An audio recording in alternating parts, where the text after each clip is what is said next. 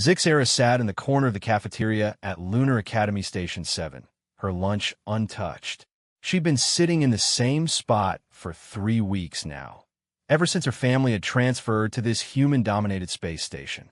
Every day, she watched the other students laugh, share food, and form bonds that seemed to come so naturally to them. Nobody approached her. Nobody even looked her way. It made sense. She was Valkyrie, a species known across the galaxy for their cold logic and emotionless efficiency. Her people had conquered 12 systems through pure strategic superiority. They didn't do friendship. They didn't do small talk. They certainly didn't do cafeteria bonding. Her skin had a faint blue bioluminescence that pulsed with her heartbeat, marking her as different. Her eyes were large and dark, adapted for her home world's dim star. She had 4 fingers instead of 5. Everything about her screamed alien in a station where 80% of the students were human. Zixera had been taught that emotions were a weakness, that her people's strength came from their ability to think clearly, uncluttered by sentiment. But sitting here, watching humans throw food at each other and laugh about it, she felt something her tutors had never mentioned in their lessons. Loneliness. Yo, you like pizza? Zixera looked up, startled. A human boy stood before her, holding a tray with what appeared to be a circular bread covered in red sauce and yellow protein. He had dark curly hair, brown skin, and a smile that seemed to take up half his face. I do not understand the question, Zixera said carefully, her translator implant processing the casual human dialect. Pizza. This. He pointed at the food. It's like bread with tomato sauce and cheese and stuff. I got extra because they always give me too much, and you've been sitting here with that sad-looking nutrition bar for like 3 weeks. I'm Marcus, by the way. I am Zixera of House Valkyrie, 12th Dynasty, Northern. Territories of... Cool. Zix. Can I call you Zix?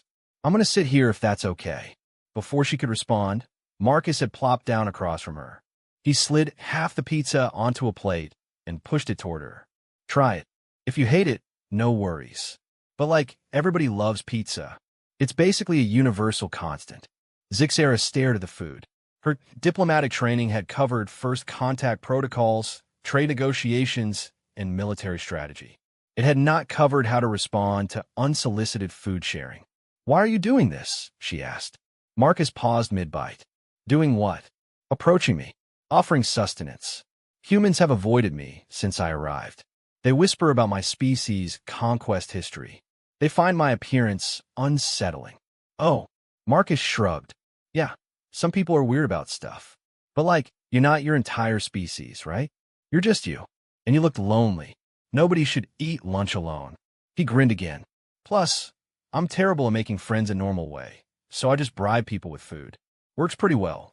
Despite herself, Zixera felt the corners of her mouth twitch. A smile, though her people rarely used them. She picked up the pizza slice cautiously and took a small bite. The flavors exploded across her tongue. Her tutors would have called this an inefficient delivery system for nutrients. But something about the combination of textures and tastes made her bioluminescence pulse brighter. This is... She searched for the word acceptable. Marcus laughed so hard he nearly choked. Acceptable. That's the most Zix thing you could have said. I love it. Over the next hour, Marcus talked about everything and nothing. He complained about his calculus teacher. He showed her memes on his datapad that made no logical sense, but somehow made her laugh anyway. He asked about her home world, genuinely curious, not interrogating. When the lunch period ended, Marcus stood up. Same time tomorrow? I'll bring different toppings. Gotta find out what aliens actually like on pizza. It's basically science. I would find that acceptable, Zixera said, and this time she was definitely smiling. As Marcus walked away, already talking to 3 other students, Zixera realized something profound. Her people had conquered through logic and strategy.